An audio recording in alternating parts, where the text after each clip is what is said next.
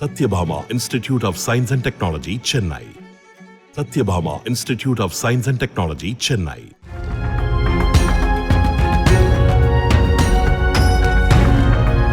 திருவள்ளூர் மாவட்டம் திருவாலங்காடு அருகே கொசஸ்தலை ஆற்றில் சுமார் 3.5 அடி உயரம் கொண்ட கருங்கல்லால் ஆன முருகன் சிலை கண்டெடுக்கப்பட்டது.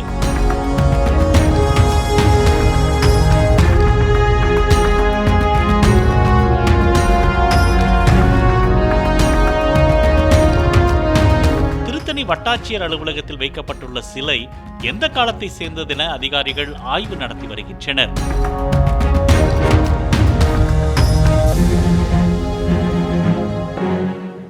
Satyabhama Institute of Science and Technology, Chennai.